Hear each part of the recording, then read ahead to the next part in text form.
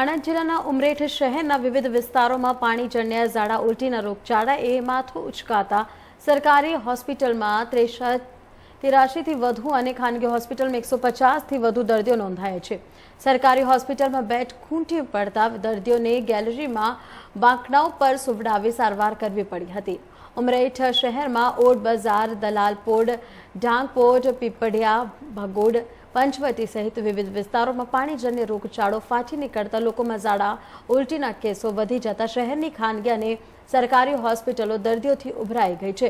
શહેરના સામૂહિક આરોગ્ય કેન્દ્ર ખાતે દર્દીઓ વધી જતા દર્દીઓને ગેલેરીમાં બેસવા માટેના બાંકડાઓ પર સુવડાવી સારવાર આપવામાં આવી રહી છે। આરોગ્ય વિભાગની જુદી જુદી 25 ટીમો દ્વારા જુદા જુદા વિસ્તારોમાં દવાઓ તેમજ કોલેરાની ગોળીઓ અને સર્વેની કામગીરી હાથ ધરવામાં આવી છે। જ્યારે શહેરમાં જુદા જુદા વિસ્તારોમાં પીવાના પાણીની પાઇપલાઇનમાં 6 લીકેજ મળી આવતા આરોગ્ય વિભાગ દ્વારા લીકેજનું સમારકામ કરવા પાલિકામાં જાણ કરવામાં આવી છે।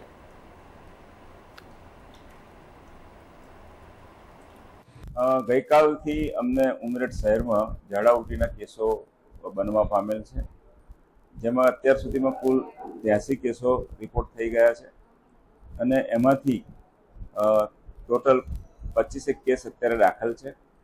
અત્યારે તમામને સારવાર CHC ઉમરેઠ ખાતે આપવામાં આવી રહી છે। એ સિવાય પણ અમારી 25 મેડિકલ ટીમો ઘરે ઘરે ફરીને ક્લોરિનેશન, ક્લોરિન ટેબ્લેટનું વિતરણ, દવા, સારવાર, આરોગ્ય શિક્ષણ અને કોઈ લીકેજીસ હોય લાઈનોમાં તો એનો પણ સર્વે ઘરે ઘરે ફરીને કરે છે અને અમે કુલ 50 કેસોને ઘરે સારવાર આપી છે અને અત્યારે કુલ 8 લીકેજ શોધ્યા છે।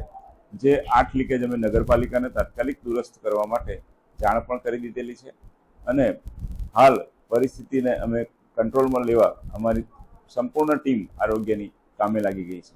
દર્દીઓની સ્થિતિ વધારે હોવાથી બેડ પણ તૂટી પડ્યા છે અને દર્દીઓને અન્ય જગ્યાએ સારવાર આપવામાં આવી છે। અત્યારે તો CHC ખાતે તો સંપૂર્ણ જરૂર પડશે। તમારો ઉપરનો ફ્લોર પણ અમારી પાસે છે એટલે ત્યાં બી અમે લઈ જઈ શકીએ છીએ। આ તો OPD બેઝ પર અત્યારે સારવાર આપતા હોય ત્યારે કદાચ થોડીક એ થાય OPD હોય એટલે, બાકી ઇન્ડોર કરવામાં અમને કોઈ તકલીફ અત્યારે હાલમાં નથી।